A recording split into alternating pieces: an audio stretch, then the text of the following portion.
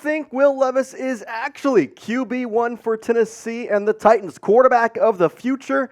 Well, now's your time to weigh in. Let me know down in the comments section. If you think that Levis is legit, then type Y for yes if you think he's the future. If you don't think so, you're not too sold on him just yet, well then type in for no. We appreciate you watching here on Titans Today. I am your host, Jace Andrews, and well, that question is the topic of this entire show. Is Will Levis actually legit? Is he going to be a good quarterback and the quarterback of the Titans' future? Or was this here just a little bit of positivity mixed in with a bunch of mid? Well, let's kind of talk about it and go through the facts, because right now it's very clear it's all Will Levis. Ran Carthon did a bunch of moves this offseason. He bolstered up the wide receiver core, getting Calvin Ridley. He bolstered up a bunch of different rooms. Tony Pollard, you talk about the defense, L'Jarius Sneed, Chidobe Awuzie. And right now we sit here and look at Will Levis and say, okay, he trusts you, but it's kind of on him. And that's a lot of pressure to put on a guy who will be in his second year in the National Football League. And a guy who came in with a lot of prowess, was supposed to be a top 10 pick, ended up falling into the hands of the Titans in the second round. Obviously, though, like I said, those big moves were huge to kind of make this offense what it is and to let Will Levis know we're going to help you out in every single way possible to make sure that this year you have all the assets to have a good season instead of last year where the offensive line was troubling.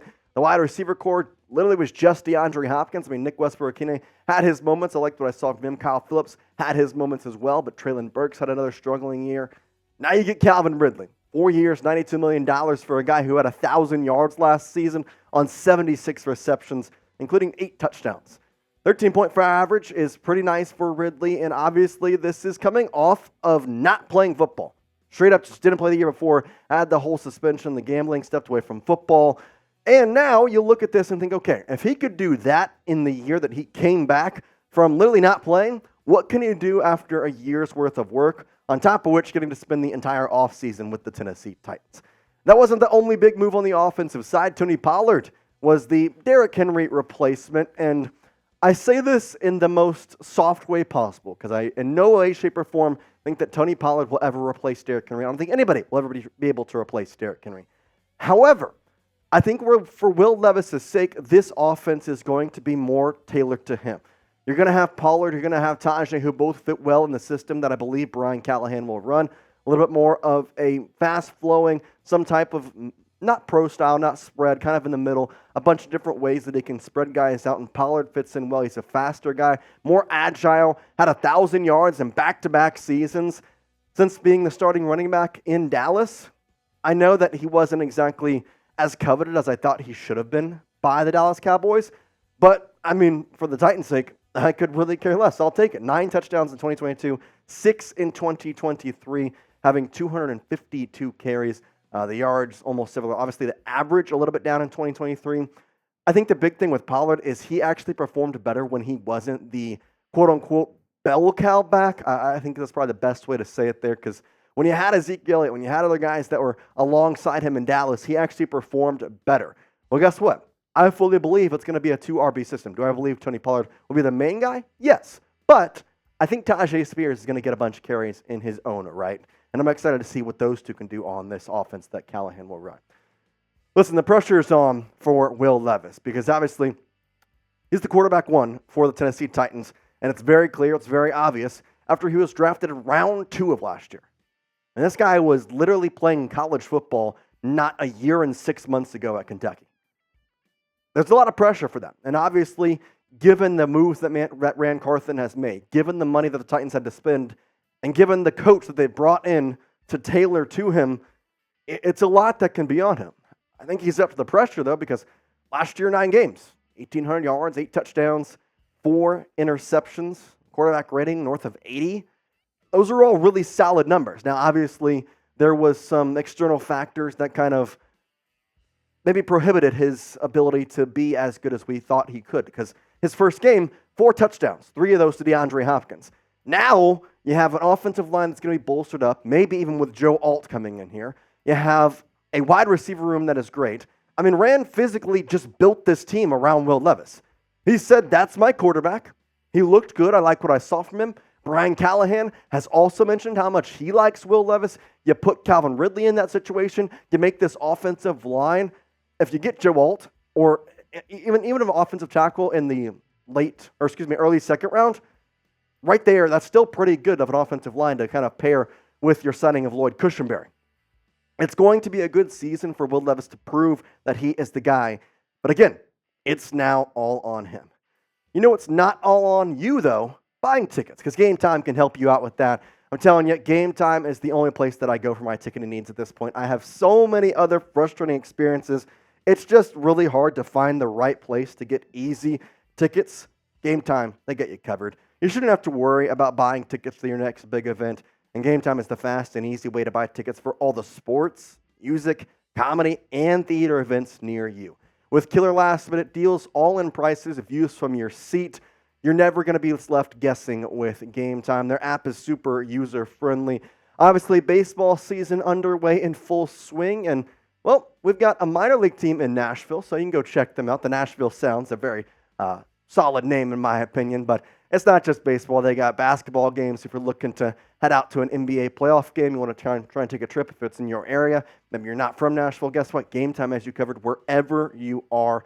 Plus, you can get $20 off your first purchase by using this code right here, Chat Sports. They've got flash deals and they've got zone deals, last-minute tickets. You're never going to find a better deal than Game Time. Now, zone deals, guess what? You pick a section, and they're going to get you an average of 18% of savings. And I'm telling you what, I don't know if you're like me, but I kind of like my savings. So do yourself a favor, take the guesswork out of buying tickets, download the Game Time app, go to the redeem code section, use this code ChatSports for $20 off. Terms apply. Once again, use the code CHATSPORTS for $20 off your first purchase. We'll have that link listed in the comments and the description of this video. Let's talk about the wide receiver room here for the Tennessee Titans, as Calvin Ridley is such a huge aspect that has been added to this team. You have DeAndre Hopkins obviously still here, wide receiver 1 for his second year on the 2-year contract that he signed. Treylon Burks, who is, again, a former first-round pick, potentially has the potential to, play well. We'll have to see. Nick Westbrook-Kine had some positive moments last year. Really happy to see him re-signed. And then you get the offensive line. I talked about Lloyd Cushenberry already on the center position, but you also look at a potential to have a all-pro left tackle as a rookie. Obviously, Nicholas Petit-Frere at left tackle. There has been some rumors rumbling that Reduns may switch to left tackle and Petit-Frere may go to right tackle. Obviously, we don't fully know. This is Brian Callahan's new offense, and we're not even past the draft. We don't know what's going to happen. And if Joe Alt gets drafted, there's a potential that a bunch of things can kind of get switched up. But your middle three are probably going to stay: Skoronski, Cushenberry, and Brunskill. And I actually do trust all three of those guys, to be quite frank. Brunskill maybe had somewhat of a better year than what you would have expected from a Titans offensive lineman. I know that last year obviously was a rough one, allowing 74 sacks as an entire unit. But hey, Brunskill played well on a bad line. I think that's what you can say. Now, in terms of Levis, he had his moments last year. I think we can all agree there was a couple times where we watched Will Levis and thought, oh my gosh, we just found literally a diamond in the rough. This guy was supposed to be a first-round pick. He didn't go first round. We jumped up. Ran Carthon knew we wanted to go get him. He got him. And you're thinking, all right, this is going to be awesome. And there was none bigger than probably his best game of the 2023 season against the Miami Dolphins. Man, what an absolute game that was. Prime time. He goes 23 for 38 with 327, 1 touchdown and 1 interception. And while the 1 touchdown, 1 interception doesn't exactly strike you as, holy cow, that's amazing, you don't realize the Titans were actually down 27-13 with 4 minutes and 34 seconds left to go. Literally everything that could go wrong happened to the Titans in the previous 4 minutes when it was about 8 minutes left when they were out tied with the Dolphins. And guess what? Will Levis was the one to lead them back. He was on fire the last couple drives of the game, getting back-to-back touchdowns and pushing the Titans over the Miami Dolphins in what was his finest moment of the 2023 season.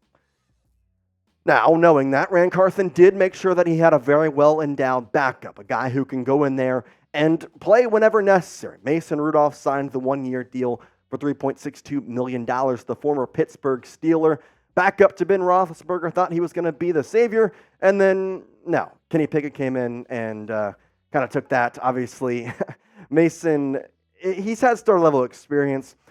There was a lot of things that have gone wrong in his career. Obviously, getting hit in the head by Myles Garrett with a helmet. Yes, that was him. And Kenny Pickett obviously wasn't the choice either. So a lot of different things. But you have a guy that is ready to go. I think that's the main point I try to make here is he was a starter for 3 games last year, led the Pittsburgh Steelers to the playoffs in a lot of facets. Obviously, kind of flopped in the playoffs. I mean, it was rainy.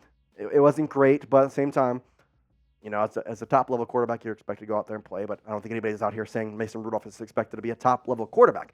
Right now, we're just expecting him to be a decent backup for Will Levis, and I think that's exactly what he will do, and I think it kind of puts the pressure on because, listen, I love Will. I think he's going to do great, but at any point in time, if they need to kind of get a young guy out of there and just maybe put Mason Rudolph in for a couple series, I think they can trust him a little bit more than maybe a Ryan Tannehill. All right, we've talked about this team a lot. We've talked about Will Levis. What's your confidence in this Titans team heading into 2024? I want you to scale it from 1 to 10. Let me know your confidence level. 1 being least confident, 10 being most confident. What are y'all thinking, Titans fans? I want to say a quick thank you to all of you. We actually reached 9,000 subscribers yesterday. I cannot appreciate you, obviously. Took over this channel back in October, sitting a little bit north of 7,800. Already got to 9,000, and the road to 10,000 is underway. So if you want to join the movement, Nashville is having a hot place right now. The Titans are looking good. It's a fun place to be right there, youtube.com/Titans today. Appreciate y'all watching here on this show. Hopefully, we will see you in the next one. But for now, Titans fans, tighten up and peace out.